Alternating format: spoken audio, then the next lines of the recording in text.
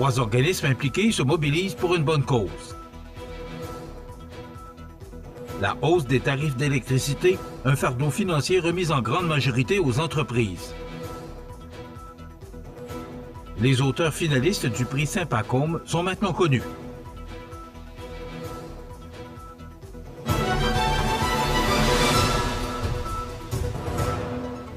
Lundi 9 septembre 2024. Bonjour mesdames et messieurs et bienvenue à votre bulletin d'information sur le réseau d'information CMA TV. C'est demain le 10 septembre que se tiendra la journée mondiale de la prévention du suicide au pavillon communautaire Espace citoyen de Montmagny.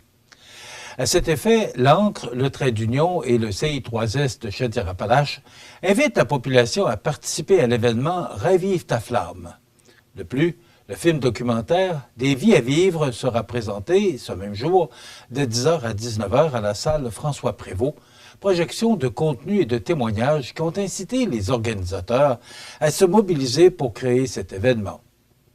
Ensemble, ils souhaitent ainsi véhiculer un message d'espoir à toutes les personnes qui se sentent interpellées par le sujet du suicide et qui désirent mieux comprendre comment une période de grande souffrance peut être surmontée. Des panels d'experts se succéderont tout au long de la journée. Plusieurs membres de la distribution du film seront parmi les panélistes, dont Stéphanie Saint-Jean, que l'on a pu connaître comme chanteuse et gagnante de La Voix en 2016. Les producteurs du film, Céline Lécuyer et Christian Lafleur, seront présents ainsi que des organismes œuvrant en santé mentale seront sur place pour présenter leurs services et disponibles pour répondre aux questions. Le premier échange, prévu à 10h30, s'adressera particulièrement aux intervenants des réseaux publics et communautaires et portera sur l'intervention et la trajectoire de crise. Une activité sur l'heure du midi est organisée afin de permettre aux dirigeants d'entreprises et gens d'affaires d'entendre des professionnels se prononcer sur la santé psychologique au travail. Une partie de l'après-midi sera consacrée sur le parcours de rétablissement des personnes ayant vécu la crise suicidaire et sera suivie d'un atelier de discussion animé par le Trait d'Union et dédié aux personnes vivant une problématique de santé mentale. Enfin, les membres de l'entourage proche aidant auront également une période d'échange qui leur sera réservée au moment du souper. Nous sommes convaincus que la prévention du suicide passe par l'action concertée de tous les acteurs de la communauté.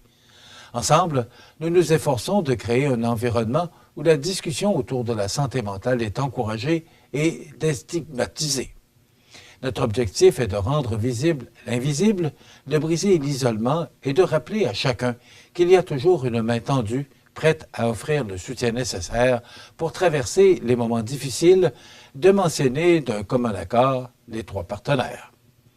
L'accès aux projections et aux panels de discussion est entièrement gratuit. Seuls les repas doivent être chargés aux participants.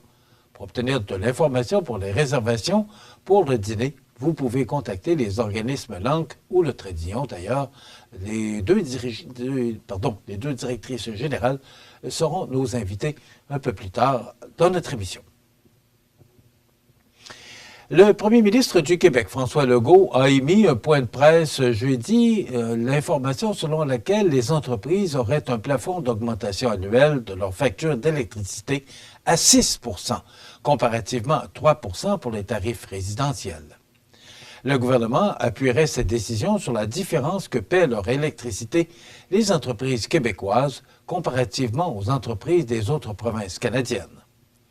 À la suite de cette déclaration du premier ministre Legault et son gouvernement, la Chambre de commerce et d'industrie de la MRC de Montmagny désire signifier son questionnement sur ce choix de miser sur les entreprises québécoises pour éponger le déficit de la Société d'État de l'hydroénergie. En considérant toutes les augmentations que nos entreprises subissent incessamment depuis quelques années, je considère qu'il est loin d'être raisonnable de se fier, encore une fois, sur elles pour éponger un montant déficitaire, mentionne Alexandra Lemieux, présidente de la Chambre de commerce locale. Nous comprenons tout à fait les soucis que le gouvernement actuel vit, à savoir éviter d'imposer au peuple québécois une trop grande hausse tarifaire, tout en maintenant un service d'État en hydroélectricité à la hauteur de l'attente de la population, mais de renvoyer le fardeau aux entreprises ne va pas libérer la clientèle résidentielle des coûts associés. Elle va simplement dévier l'augmentation au coût des services, des biens et de la vie en général, puisque les entreprises devront ajuster leurs coûts de vente en fonction de leurs nouveaux coûts d'exploitation. Il faut, selon nous, d'abord viser une réévaluation de la société d'État afin de permettre une exploitation optimale de cette grande et belle entreprise publique pour assurer aux Québécois le meilleur tarif possible. La Chambre de commerce manimontoise invite donc le gouvernement du Québec à bien analyser cette décision pour ne pas constamment imputer le fardeau fiscal aux entreprises québécoises.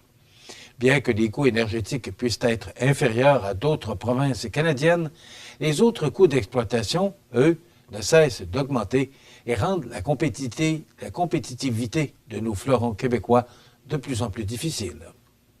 Rappelons que la Chambre de commerce et d'industrie de la MRC de Montmagny regroupe tous les membres d'affaires de la région de la MRC de Montmagny, peu importe leur secteur d'activité, et a pour mission d'informer, rassembler et être la voix de ses membres afin d'exercer une influence dynamique sur le développement économique du milieu. Les auteurs finalistes du prix Saint-Pacôme sont maintenant connus. On vous revient dans 60 secondes. C'est à travers le respect et le besoin de faire plus pour les familles en deuil et l'expérience qui s'est transmise de père en fils que la Maison funéraire Laurent Normand a su au fil du temps se bâtir une réputation de confiance. La Maison funéraire Laurent Normand à Montmagny. Laissez-nous vous accompagner. CMA TV agrandit son rayonnement de diffusion. En plus de regarder CMA TV sur son site web et sur le câble de Cogeco, vous pouvez maintenant capter la programmation de CMA TV sur le canal numérique 206 ou analogique 14 sur le câble de Saint-Pamphile. CMA TV, partout pour vous. Ces jours-ci, à votre Légion locale, on fait les choses différemment, avec pour mission de soutenir les vétérans, de s'amuser et d'accueillir tout le monde dans nos rangs. Pas besoin d'être un vétéran pour adhérer à la Légion. En tant que membre, vous vous joindrez à des milliers d'autres au service de nos vétérans, nos communautés et notre pays. Et grâce à notre programme Member Perks, vous économiserez des milliers en magasins, au restaurant et sur des produits et services dans tout le pays. Adhérez à la Légion.ca. Vous regardez CMA TV, le réseau de l'information sur la Côte-du-Sud. C'est le samedi 5 octobre prochain, dans le cadre de son 22e gala, que la Société du roman policier dévoilera le nom du gagnant du prix Saint-Pacôme. Les éditeurs ont soumis un total de 33 romans d'une grande qualité parus pendant le deuxième semestre 2023 et le premier semestre 2024. À la suite de leur délibération, les membres du jury étaient fiers de dévoiler les noms des 3 auteurs finalistes du prestigieux prix Saint-Pacôme qui ont retenu l'attention des 3 juges. Jean-Louis Blanchard pour La femme papillon paru chez Vidès, Guillaume Morissette pour Le poids des années paru chez Saint-Jean Éditeur, Jacques Savoie pour La honte de Frank White paru chez Libre Expression. Le gagnant recevra une bourse de 3 000 $ remise grâce à la participation financière des partenaires de l'événement. À nouveau, cette année, seront remis le prix Jacques Maillet du premier polar et les prix de la Rivière-Ouelle récompensant des nouvelles policières d'auteurs n'ayant jamais publié. Le nom de l'auteur gagnant du prix Saint-Pacôme sera connu le samedi 5 octobre prochain alors que la populaire journaliste judiciaire à Radio-Canada, Isabelle Richer, sera présente à titre d'invitée d'honneur de cette soirée. Madame Richer est réputée de par son émission quotidienne sur les affaires criminelles qu'elle anime sur les ondes de RDI. Madame Richer a publié en 2022 aux éditions La Presse un livre intitulé « Ce que je n'ai jamais raconté, 25 ans au palais de justice ». Connue également pour sa passion des romans policiers, elle a fréquemment été invitée à en faire des chroniques à Radio-Canada. En terminant, mentionnons que le dernier gagnant du prix Saint-Pacôme était l'auteur Ronald Lavallée pour son roman « Tous des loups » publié chez Fidès. À chaque année, la ville de Montmagny offre aux artistes en art visuel d'ici et d'ailleurs la possibilité de présenter leurs créations dans la salle d'animation de la bibliothèque municipale. Ainsi, un appel de dossier est donc lancé aux artistes et aux groupes d'artistes souhaitant faire partie de la série d'expositions 2026 de la bibliothèque locale et les intéressés ont jusqu'au 8 novembre prochain pour présenter leur projet d'exposition en art visuel.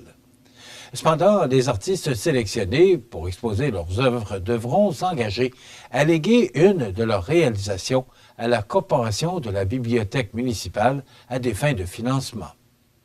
Fêtant cette année son 10e anniversaire, la salle d'exposition de la Bibliothèque manicouantoise demeure toujours très convoitée.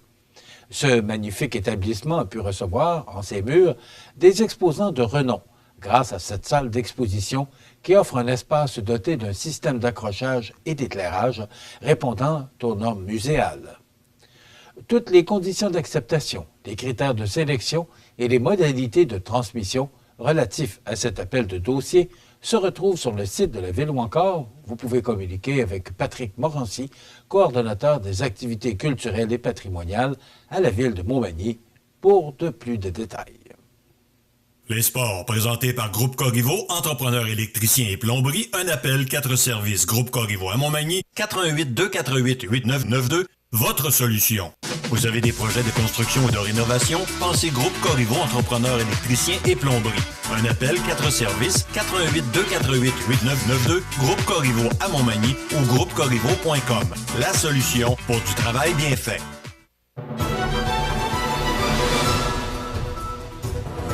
Sport, l'Everest de la Côte-du-Sud faisait face à 2 défis majeurs pour débuter la saison 2024-2025 qui débutait à Longueuil vendredi soir. En effet, la troupe de Simon Lebrec affrontait les champions en titre de la Coupe Napa, le Collège français. Voulant venger leur défaite en 7 matchs lors de la dernière finale, l'Everest a livré un match physique, marqué par plusieurs escarmouches. Le Collège français, dès le premier 20 minutes de jeu, a pris l'avantage 2-0 grâce au but d'Adam Lemay et d'Alexandro Moliner.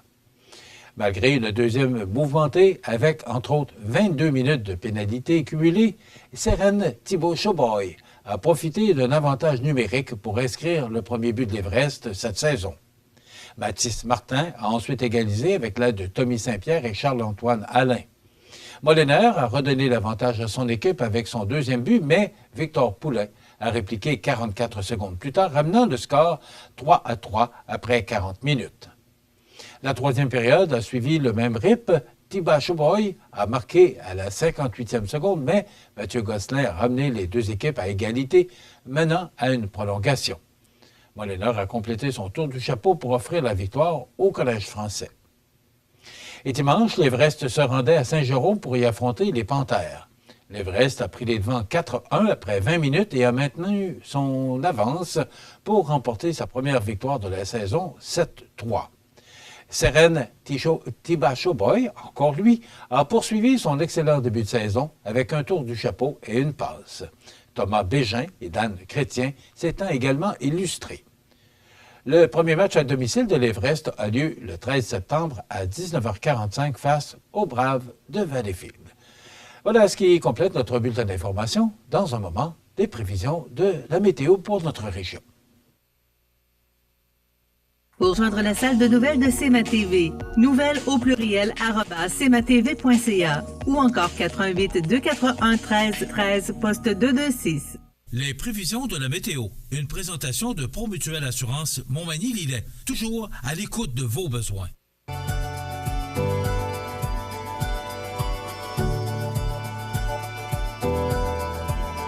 Besoin d'assurance? Promutuelle Assurance. 88 248 7940. La la la la la la la.